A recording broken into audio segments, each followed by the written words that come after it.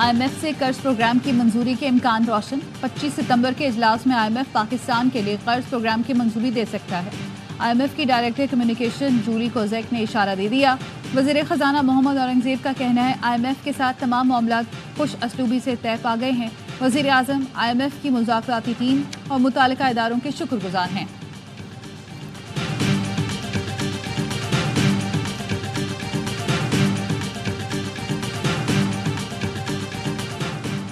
IMF programme के लिए दोस्त मुल्कों ने साथ दिया। वज़ीर-ए-आज़म शहबाज शरीफ का वफाकी काबीना इजलास से खिताब, कहा हमें कर्जों से जान छुड़ाना होगी। दुआ है शरह सूद भी महंगाई की तरह सिंगल डिजिट में आ जाए तो मईशत को 4 चांद लग जाएंगे।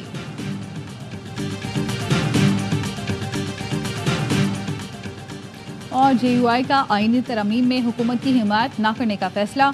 ज़राए का कहना है JUI ने अपने अरकान पार्लियामेंट को हिदायत जारी कर दी। JUI का कहना है अपोजिशन का हिस्सा है और रहेंगे। हुकूमती वजूद और इसके इक़दामात अवामी मफाद से मुतसादिम है। हुकूमत जमहूरियत से मुतसादिम कानून साजी करने जा रही है। वज़ीर आला खैबर पख्तूनख्वा का अफगानिस्तान से बराह रास्त मुज़ाकरात का ऐलान। वज़ीर आला अली अमीन गंडापुर ने कहा, बुरा लगे या अच्छा, अफगानिस्तान से अब खुद बात करूंगा। अपना वफ्द काबुल भेज रहा हूँ। कई बार कहा अफगानिस्तान से बात करें, लेकिन इनको समझ में नहीं आता। मेरे लोग मर रहे हैं, मैं खामोश नहीं बैठ सकता। किसी के बाप का नौकर या गुलाम नहीं। KP बिजनेस कम्युनिटी से मुलाकात में भी मौक़िफ़ दोहराया। कहा अफगानिस्तान के साथ तिजारत को भी लीगल करना चाहिए। तिजारत बंद कर देना मसले का हल नहीं। जिम्मेदारान को अपनी जिम्मेदारी पूरी करनी चाहिए। हम मजीद आंखें बंद करके नहीं चल सकते। मसाइल हल करना होंगे। हमारे ज्यादातर मसाइल विफाक से जुड़े हैं। सूबे के साथ नाइंसाफी हो रही है। वजीर आला अली अमीन गंडापुर से पेशावर में तैनात अफगान कौंसल जनरल की मुलाकात। अली अमीन ने कहा, दहशतगर्दी के खिलाफ जंग से दोनों इतराफ के लोग मुश्किलात से दो चार हैं। वक्त आ गया, इलाके में पायदार अमन के लिए संजीदा कोशिशें होनी चाहिए।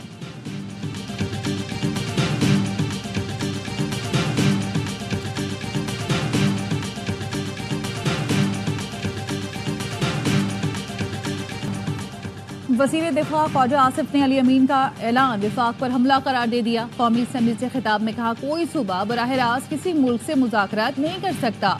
जिस रास्ते पर वज़ीर आला KP चल रहे हैं ये ज़हरे कातिल है। उन्हें इस तरह की बात नहीं करनी चाहिए थी। तलाल चौधरी का कहना है, वज़ीर आला KP किस हैसियत से कह रहे हैं कि पड़ोसी मुल्क से बात करूंगा। आप विफाक को तस्लीम करने को तैयार नहीं। ये खुली बगावत है। जब इनको इक़्तिदार से निकाला गया तो इन्होंने IMF को खत लिखा। आपने ओवरसीज से कहा पाकिस्तान में पैसा ना भेजें।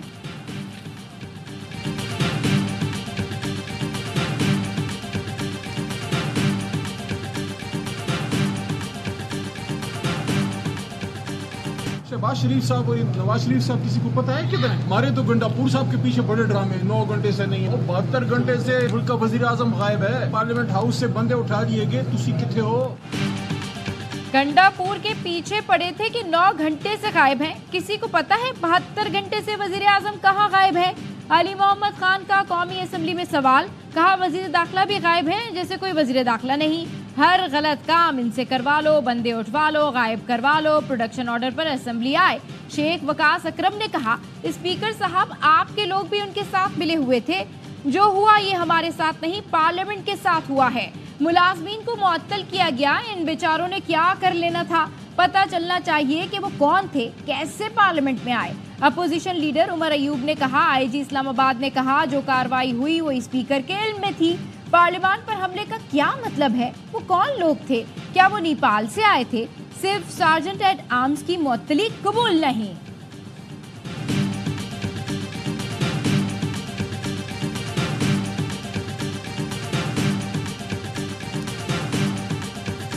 अयाज सादिक स्पीकरशिप छोड़ने का सोचने लगे। स्पीकर ने कौमी असम्बली इजलास में कहा, आप सबकी बातों से लगता है जैसे जिम्मेदार मैं हूँ। मुझे सोचना पड़ेगा इस नशिस्त पर रहना है या नहीं।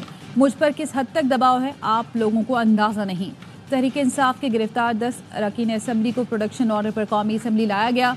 गिरफ्तार अरकान ने अपोजिशन लीडर उमर अयूब और चेयरमैन PTI बैरिस्टर गौहर के साथ स्पीकर कौमी असम्बली और वज़ीर दाखिला मोहसिन नकवी से मुलाकात की। PTI रहनुमाओं ने पार्लियामेंट हाउस में गिरफ्तारी पर एहतजाज के साथ प्रोडक्शन ऑर्डर जारी करने पर स्पीकर का शुक्रिया भी अदा किया। पाकिस्तान तहरीक इंसाफ ने कल मुल्क भर में एहतजाज मुअख्खर कर दिया।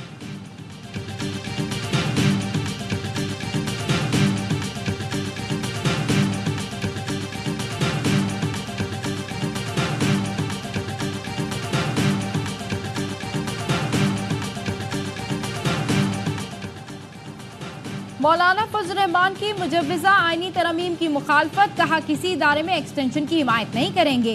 एक्सटेंशन बनती है तो फिर सबसे ज्यादा पार्लियामेंट की बनती है।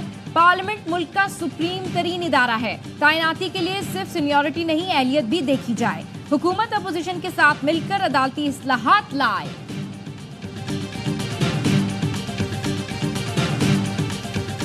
हमारा कुछ बिकाऊ मीडिया और सहाफी बिकाऊ जब सामने बैठे होते हैं, अपना कलम वो बेच चुके हैं। मैं लानत भेजता हूँ तुम्हारी सहाफत पे। बिकाऊ टट्टू ये जो सहाफत कर रही है, मैंने नोट भी खा, मेरा मूड बने। बानी पीटीआई ने अली अमीन गंडापुर की मीडिया से मुतालिक गुफ्तगू नामुनासिब करार दे दी। अडियाला जेल में मीडिया से गैर रस्मी गुफ्तगू, कहा अली अमीन गंडापुर ने सहाफियों से मुतालिक जो कहा वो नहीं कहना चाहिए था। अच्छे और बुरे लोग तो हर शोबे में होते हैं। अली अमीन गंडापुर जोश खिताबत में कुछ ज्यादा बोल गए। सहाफियों से मुतालिक कहता हूँ कि वो जिहाद कर रहे हैं, दबाव के बावजूद अपनी जिम्मेदारियां सर अंजाम दे रहे हैं।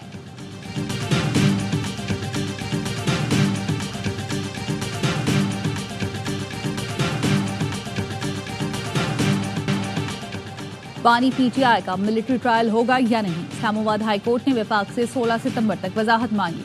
असिस्टेंट अटॉर्नी जनरल को हुकूमत से हिदायत लेकर पीर को आगाह करने का हुक्म। जस्टिस गुल हसन औरंगजेब ने रिमार्क्स दिए। गुजरात की तरफ से साबिक वजीर आजम के मिलिट्री ट्रायल की धमकी दी गई। बानी पीटीआई सिविलियन है, मिलिट्री ट्रायल दरख्वास्त गुजार अदालत के लिए बाइस फिक्र है। जवाब दें क्या बानी के मिलिट्री ट्रायल का मामला ज़ेर गौर है। बानी पीटीआई के वकील अजीज भंडारी ने कहा अच्छा है मिलिट्री ट्रायल हो सकता है, जिस पर जस्टिस गुल हसन औरंगजेब ने कहा अगर ऐसा है तो विफाक से वाज़ेह मौक़िफ़ आना चाहिए। आज हम कह दें कि अभी कुछ नहीं है, कल आप मिलिट्री ट्रायल का ऑर्डर ले आएं, फिर क्या होगा। अदालत ने एतराज़ात मुस्तरद करते हुए समाअत 16 सितंबर तक मुलतवी कर दी। 190 मिलियन पाउंड रेफरेंस में बानी पीटीआई की बरियत की दरख्वास्त मुस्तरद।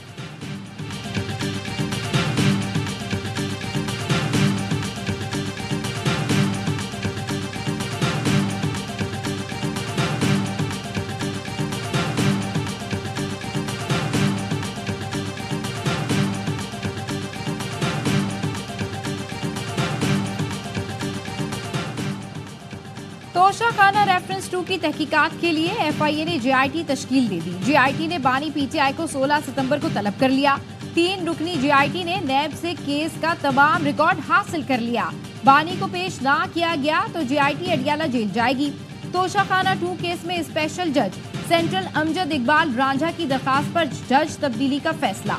जराये का कहना है जज अमजद इकबाल रांझा की जगह सेशन जज शाहरुख अर्जुमंद केस की समाअत करेंगे।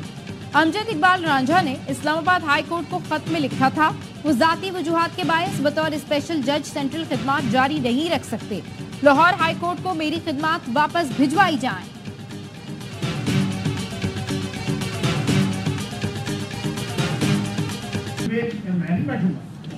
मैंने विटनेस किया हुआ है। ये वन वे ट्रैफिक जो है इनके सरमन सुनने आए हुए यहाँ अपने माली पे तो नजर दिखाएं। ऐवान का माहौल बेहतर बनाने वाली कमेटी का अपना माहौल गर्म। वजीर दिफा ख्वाजा आसिफ ने कमेटी छोड़ने की धमकी दे दी। वजीर दिफा ने पीटीआई रहनुमाओं को कहा हम यहाँ शाम गरीबा सुनने नहीं आए, जो हुआ वो पीटीआई का बोया हुआ है। क्या मैं ये गलत कह रहा हूँ? खुर्शीद शाह बोले हालात ठीक करने के लिए माजी भुलाना होगा।